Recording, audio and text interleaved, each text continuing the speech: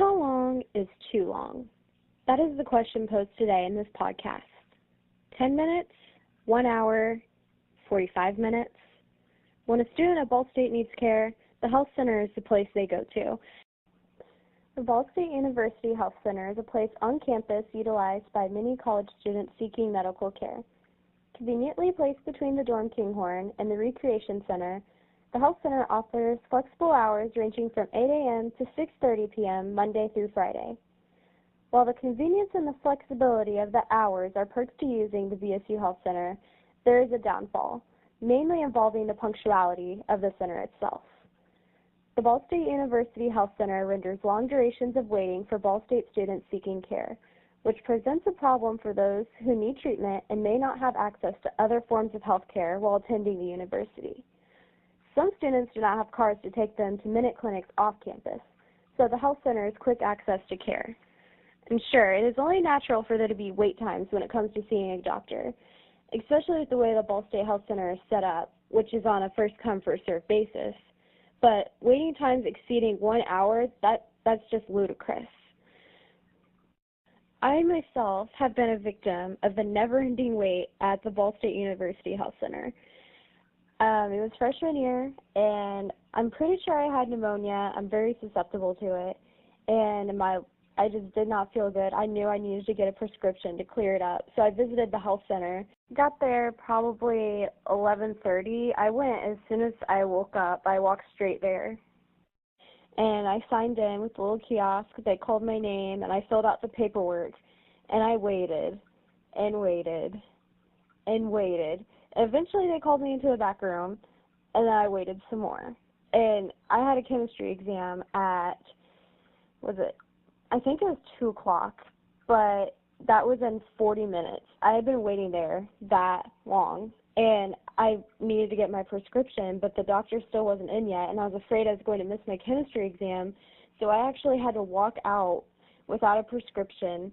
I left there angry and exhausted, and with pressure in my chest and what felt like a balloon for a head, I took my chemistry exam, and then I went back to my dorm sicker than ever and without a prescription.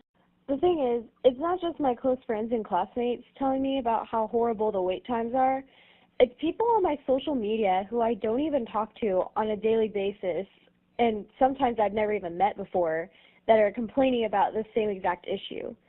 So with this in mind, I began to seek out the Ball State Health Center to see exactly what, when, how, and why this pattern keeps emerging. Over the span of 3 days, I conducted observations and interviews within the health center. I came on different days of the week and at different times for about 1.5 to 2 hours. I watched and recorded the wait times of students seeking medical care, and on these particular 3 days, the wait times ranged from 10 minutes to 1 hour. And these wait times only include how long the student waited in the waiting room to be called back into the actual doctor's office, which means these wait times do not account for the actual time spent in the doctor's office, and it also doesn't include the wait times for prescriptions to be filled. On these 3 days, I conducted interviews with fellow students waiting to be seen. The first question I ask is if the person has ever visited the health center before, and I use this question because it presents the opportunity to follow up with and how was your experience that time, if that question is needed. All right, have you ever visited the health center before? Yes, I have. Have you ever visited the health center before? I have. Have you ever visited the health center before? Yes, I have. Catherine Powell? Okay. Have you ever visited the health center before? This was my first time today. Have you ever visited the health center before? Yeah, once my sophomore year.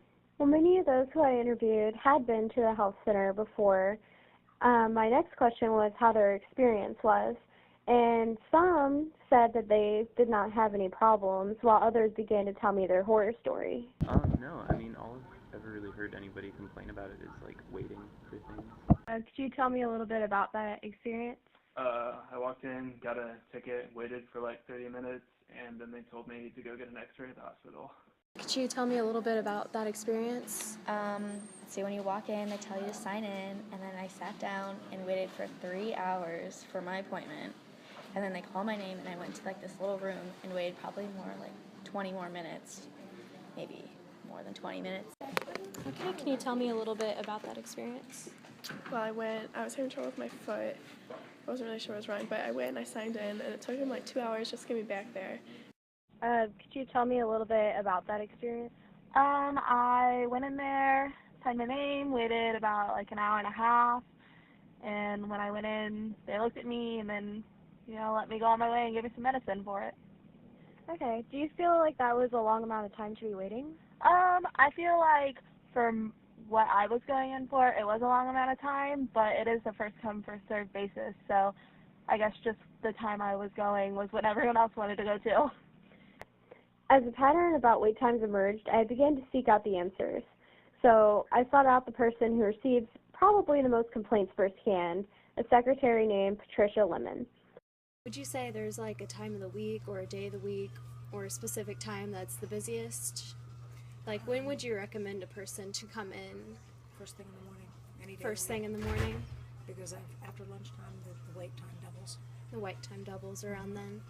Do you think it's just because students because wake up and then come, or do you think it's because of classes? Well, if we go down to half staff at lunchtime, so if there's an hour wait at lunchtime, all of a sudden you're going to jump to a 2-hour wait because now there's half the staff back there. Right. Everybody gets out of class at 11:50, so then they start piling in at noon. At noon, we're not even caught up from what we had done in the morning, so that's when the wait starts. Were they trying to work on the waiting times? Like, did they know that was an issue? Yes, we have a box out here. We put it out 1 week a month, and we have surveys, so the people that will actually answer the survey for us, we take those into account. We write them all down. We have them in our staff meetings, and we sit there and brainstorm what to do. Okay. So, the only way that we don't improve is if people don't fill out the surveys. Okay, yeah. Or if they're mad I didn't because know they're you guys waiting for had 3 those hours. surveys, so that was a really good thing on your guys' part. If they're waiting there for 3 hours, of course they're mad, and they run through, and you get bad, so Right. you kind of figure which ones are more towards the true part and which ones are more towards the false part, so, but we take into consideration everything that's written on those papers. Okay. Patricia Lemon gave some wonderful insight, and she even described that they have a survey box that they place at the end of their table for suggestions, and she also acknowledged that the time wait was one of their major issues and concerns, and that they've had several meetings to try and discuss that. Ultimately, when I very first set out to begin this field research, I asked myself, why is it done this way? And is there a better way? What are we doing to solve this obvious problem and change? At first, I couldn't think of any ideas, and when I interviewed other people, they didn't have a clear-cut answer to this problem either. Regarding the time issue, do you think there's anything they can do to help solve that problem? Other than make people have to schedule appointments, but that would kind of defeat the purpose of having the health center, I feel like. Yeah, because it's on a first-come, first-served basis. Yeah, otherwise people would just go to their own doctors if they're not scheduling an appointment. Okay, do you feel like your time is valued at the health center? Not really, no. You wait way too long, and you're only seen for like 4 minutes. How do you think that this could be improved? Good question. Probably, I feel like there's a more efficient way to get people through. Like, I feel like people wait there so often. I don't really know how or what that is. Maybe like hire more people. Do you think there's any solutions to this problem, the time problem? I don't think so, because it is a first come, first served basis, and you can't really control how many people go in at one time unless you want to do an appointment system, and that kind of defeats the purpose. Do you feel like your time is valued there? No. No. I missed class. Well, that's not good. Yeah. Do you have any recommendations for how they can improve? I'm pretty sure they probably have enough nurses and doctors, but just use their time more wisely. While many people didn't have any ideas about what to do with the waits at the health center, I did a little bit of research online to see exactly what can be done and to kind of give me some creative juices flowing in my brain. And one of the very first things I saw was receiving a text message when you're next. If maybe Ball State could develop an app or maybe show on their website how long the wait times and how many people are already in the waiting room ready to be seen, that might be able to reduce the traffic flow on certain days at certain times, because people will be able to see, oh, it's busy right now, there's a lot of people, maybe I should wait for it to die down, or maybe I should go off campus and go to a minute clinic, or maybe I should just go another day. They have this app for the rec center where you can see that there's a high amount of people working out, and people utilize that and say, oh, well, I'll just work out maybe in an hour and see if it dies down. It has like a little green symbol for good, medium is yellow, and then high, there's a lot of high volume of people is red. And I think that would be pretty useful too, especially in the cold and flu season.